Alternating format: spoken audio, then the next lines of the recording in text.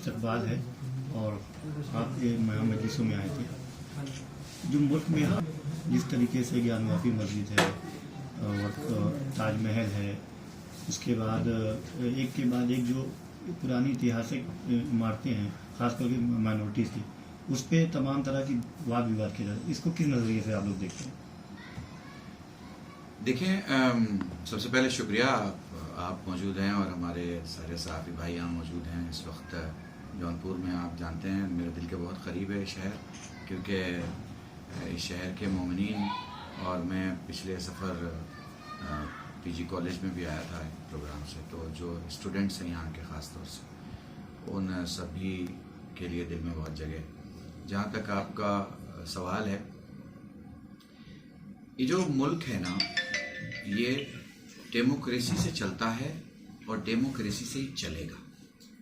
Mobocracy से कुछ नहीं चल सकता। अगर आपको निज़ाम अदल लाना है, अगर आपको हर जगह भाईचारा, हर जगह इंसानियत की हिफाजत, हर जगह तहफ़्फ़ुज़ का माहौल, हर जगह स्टेबिलिटी देखना है, तो उसका एकमात्र रास्ता है कि चाहे आप तौरेत वाले हों, चाहे आप ज़बूर वाले हों, चाहे आप कुरान वाले हों, चाहे आप गीता वाले हों, चाहे आप गुरु ग्रंथ वाले हों, चाहे आप किसी आसमानी किताब के मानने वाले हों, मगर आपको बाबा साहब भीमराव अंबेडकर की लिखी हुई किताब जो भारत का संविधान है उसको मानना होगा और उसके पीछे चलना होगा।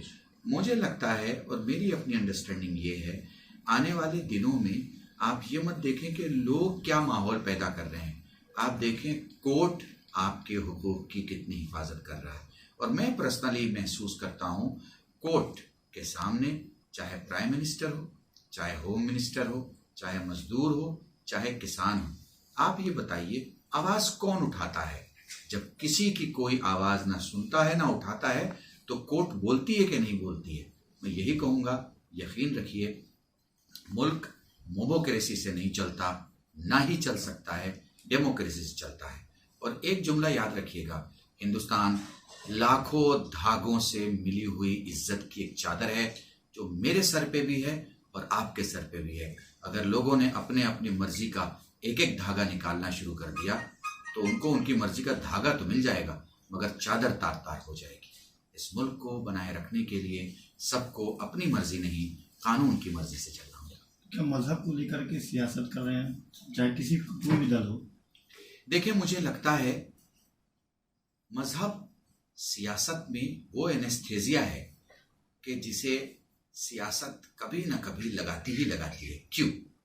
अगर मजहब का इंजेक्शन एनेस्थेजिया के तौर पर सियासत अपने मानने वालों में ना लगाए तो फिर वो पूछेगा तुम्हारे वादे का क्या हुआ, तुम्हारी नौकरियों का क्या हुआ, मेरी जेब के पैसे का क्या हुआ, डॉलर के भाव का क्या हुआ, तेल के भाव का क्या हुआ, स्विस की बैंक का क्या हुआ, आने वाले पैसों का क्या हुआ, तुम्हारे वादों का क्या हुआ। ये सारे सवाल सियासत जब किसी की हो, किसी की पार्टी हो, कहीं की हो, किसी स्टेट में हो, कांग्रेस की हो, बीजेपी की हो, नॉन कांग्रेसी हो, नॉन बीजेपी हो, अलायंस हो, 2009 की सरकार हो, 2022 की सरकार हो, कोई भी सरकार हो, वो मजहब का एनेस्थेजिया उसी वक्त लगाता है जब उसे बाशिंदों के जहन से अपने किए हुए वादे भुलवाने होते हैं। आप देख रहे हैं कि एजेंडा एक के बाद पहले हिजाब, फिर लाउड स्पीकर, फिर उसके बाद एक के बाद एक, फिर कॉमन सिविल कोड। किस नज़रिए से तीन जो ज़बरदस्त मुद्दे हैं बीजेपी इसको इशू बना रही है, अगर इसको एक्ट में बना के करेंगे तो क्या करें? देखें, एक बात अच्छी तरह से समझ लें, सरकारें बहुत सी चीजें होने देती हैं, बहुत सी चीजें करती हैं। जो हो रहा है उसे मत देखिए, नजर रखिए उस पे। जो एंड है इसका उस पे आप अपना ध्यान रखिए। यकीन जानिए मुल्क की सरकार बेवकूफ नहीं है, और सरकार जब है तो वो बिल्कुल ये नहीं चाहेगी कि दोबारा वो ना चुनी जाए। उसे मुसलमानों का, क्रिश्चियनों का, सरदारों का, सबका ख्याल रखना ही पड़ेगा, चूँकि हम हिंदुस्तानी हैं। हिंदुस्तानी होने का हक हमें पैदाइशी हासिल है। 1000 साल हमारा हिंदुस्तान का इतिहास है। हम रात के मुसाफिर नहीं जो 11 बजे आए और 3 बजे चले गए। हम थे, हम हैं, हम रहेंगे। हम मुस्कुराते थे, मुस्कुराते हैं, मुस्कुराते रहेंगे। क्या होता है पॉलिटिक्स में कि हर 3 महीने पर कोई ना कोई मुद्दा ऐसा जिस पे पब्लिक गुफ्तगू करे, वो फ्रूटफुल हो या फ्रूटफुल ना हो, लोग ले आते हैं। उन मुद्दों में उलझिए मत। 7 साल मैं मुसलमानों को 70 साल में पढ़ाई लिखाई से तो दूर रहे, जो पढ़ लिख गए वो बेचारे बाहर चले गए, आउट ऑफ इंडिया सेटल हो गए, जो बचे रहे वो मजदूर तबके के रहे।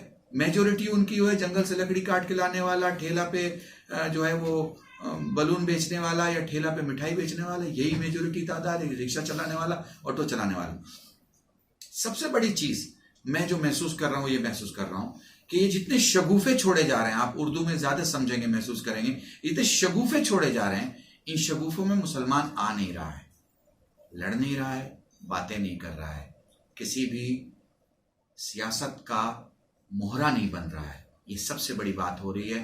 और मैं कौम से, मुहज़्ज़ब इंसानियत से, हिंदुस्तान के बाअज़ीम शहरी लोगों से ये कहना चाहूँगा, आपस में इत्तेहाद इबादत से कम नहीं।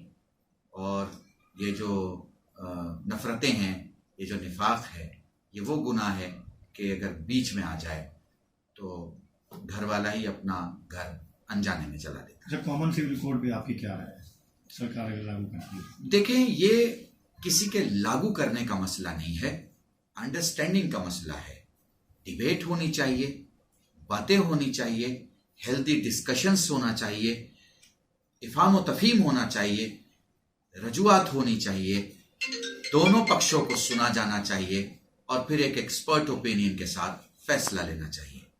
माँ बाप ईद के दिन बच्चे को नया कपड़ा बनाते हैं, मगर सिर्फ अपनी मर्जी से नहीं बनाते, उनकी मर्जी भी पूछते हैं कि तुम्हें कौन सा रंग पसंद है, वरना वो बच्चे जवान होकर कहेंगे अब्बा कपड़े तो आपने बनाए, हमारी मर्जी से नहीं बनाए, आपको जो पसंद आया आपने वो बना डाले।